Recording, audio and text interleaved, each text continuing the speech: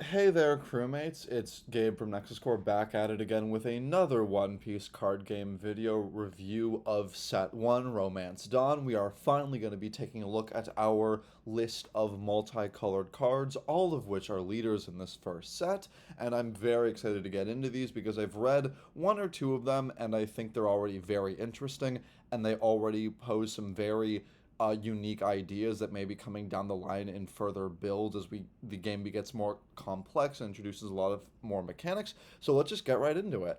So first we have Trafalgar Law, who is red and green. The standard that we've seen from dual colored leaders is instead of 5 life, they have 4, but you do have the usual 5 powers normal. Law himself is a slash attribute, who is also a supernova and a heart pirate like the normal green laws that we've been seeing. His effect is that during the main phase, once per turn, you can rest 2 Dawn from your cost area, and if you have 5 characters, you can return one of your characters to your hand, then play one character with a cost of 5 or less from your hand that is a different color than the returned character.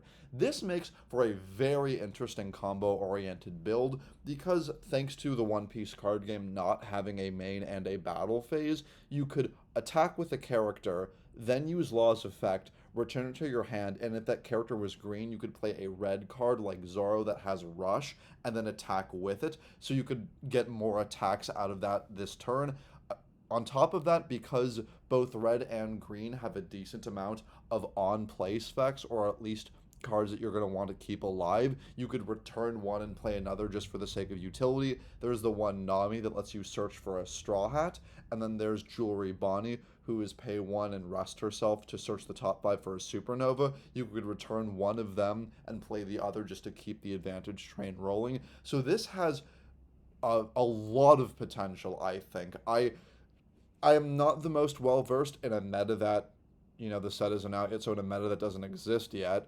But I do think Law has a lot of potential once the deck list starts getting solid and we start seeing what we want to see. And it being a part of both of these colors means it has a lot of access to a lot of solid cards. There are some great blockers in green. There's some good Dawn utility in red. You could play the start deck Nami, for example, and rest one of the Dawn with Trafalgar's effect, and then use that Nami to give that rested Dawn to a character. There's a lot of interesting potential in this, and I think my knee-jerk reaction is that we're going to see a kind of supernova slash straw hat multi-build. It's going to be a bit of both, just because it looks like a lot of the straw hat cards are the ones that have rush or good internal synergy, whereas the green cards for supernovas will be a lot of general utility and support. I could be very well wrong. Please let me know what you think about the Law build, because of all of the multicolored ones, this is probably the one that I'm most interested in seeing how the build shapes up.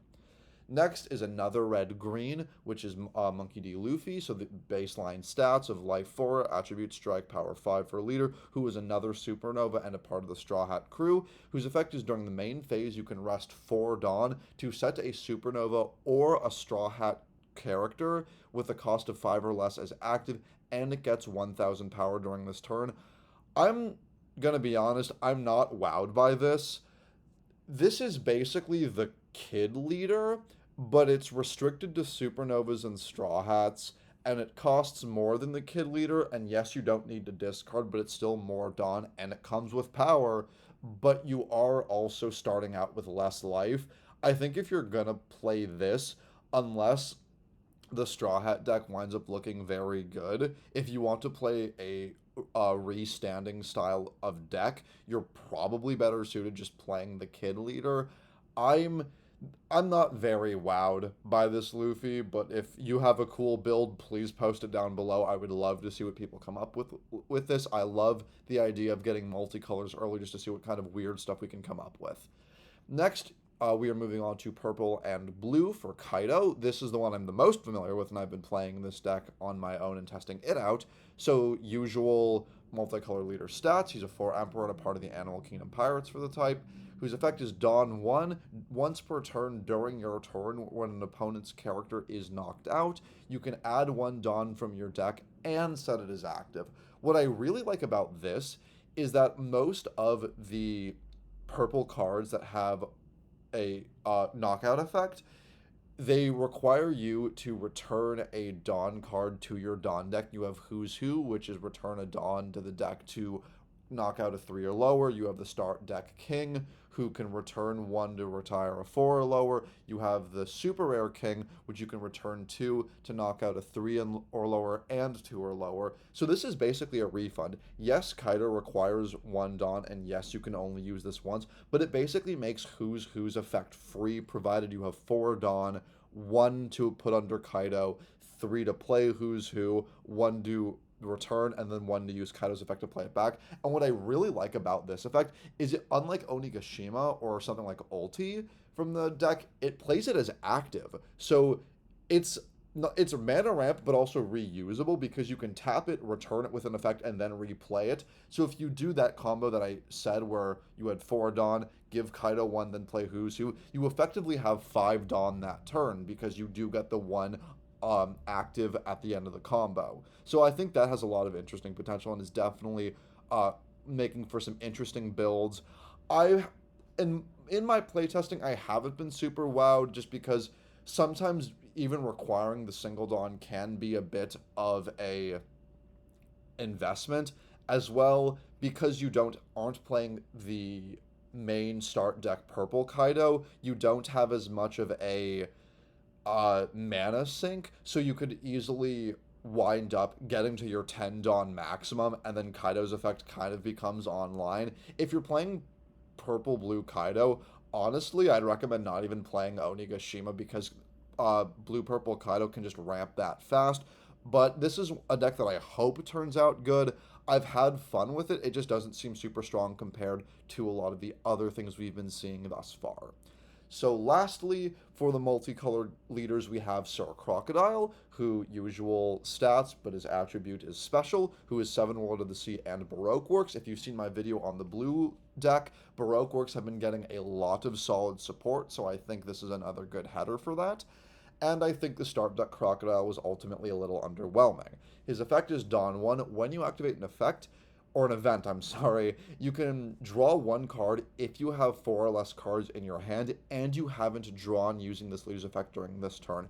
This, I think, is quite solid. What I really like about it is based on the wording, and because of some of the typos we've been seeing, this may be wrong, but I believe if you have 5 in your hand when you play the event, because the event is no longer in your hand, that is when Crocodile would check your hand size. So you could go from 5, play it to 4, Crocodile will put you back to 5. So it's a great way of being able to get advantage back if you are running low. And because some of the cards seem low to the ground, you have the SR blue Crocodile, which reduces the cost by 1, so you can absolutely just activate a lot of different event cards. You might be running out of card advantage, and being able to draw cards, and we know blue is able to sculpt the top of their deck, being able to do that and know what you're drawing into makes for a lot of great potential. But beyond all of that, what's great about the wording is that if you use a counter event, you can use it during your opponent's turn. If it's your turn, you can activate the Officer Agent card, which I believe is the one that lets you get a search. If you had 5 in hand, if you had 4 in hand when you activated that, you would get the draw and the search. If you played some other cards and put yourself down to the threshold, and then on your opponent's turn, you could use a counter order to draw again. So you can effectively draw 2 cards per round, one of your opponent's turns and one of yours, provided you meet the requirement. So the fact that it isn't restricted to your turn, I think gives this Crocodile leader a lot of potential, and I'm very interested in seeing down the line some of the other events we get, because frankly, as the game progresses and as events become stronger, Crocodile is only going to age like a fine wine. Just once we get better events, you're just going to be able to keep getting, it'll just keep, you're going to want to keep using event cards. And if we get other cards like the SR Crocodile that reduce event cost, it'll just make it a lot easier to meet this requirement. And being able to maintain hand size, I think, is quite solid. So I think this leader is actually pretty solid, and it makes me very interested to see what happens with this. And I also want to do a general review of these cards. So if you are unfamiliar and this is your first time seeing some of the multicolored leaders, I think it's important to mention that this is the only way you can use multiple colors. If you are new to the game, you can't run green cards and red cards together unless you have a green-red leader. Same with blue and purple. And one thing I think is actually quite interesting about this set is all of the multicolors we have are the same combination. It's either red, green, or blue, purple. There isn't a red, blue, red, purple, blue, green, purple, etc., which I think is actually kind of interesting I because we could have gotten a couple more leaders, and I think it would have been better use of our time to at least have not have the king leader. We all know how I feel about the king leader if you watch my purple video, but I think it's kind of weird that we only have these two combinations and no other ones. And I don't think that we want to keep the game a bit simple is that much of an excuse, because if they wanted to keep it simple in the first set, they probably wouldn't have made multicolor leaders to begin with. I don't know why we could not have had one red green, one red blue, one blue purple, one blue green, for example. But I digress. I don't think that's very important. But I'm interested to see how these leaders shape up. I'm Again, as I said, the ones I'm looking forward to the most are how the Law and Crocodile decks turn out, because I think they're the ones that are the hardest to solve. Crocodile because of the ratios for event cards to non-event cards, and Law for what the most optimal use of red and blue characters to fill up the board is. I think Kaido and Luffy are the easier ones to solve, and while I want Kaido to be good, I don't think it'll be that hard for people to come to a conclusion on what an optimized Kaido list looks like. Luffy, I'm pretty indifferent to it. But yeah, I think this is going to be a shorter one relative to the other videos because it was only the 4 cards.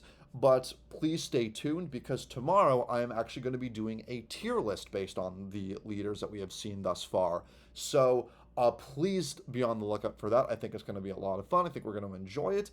And that is going to wrap it up again. Thank you all for watching, and I will see you in the next video.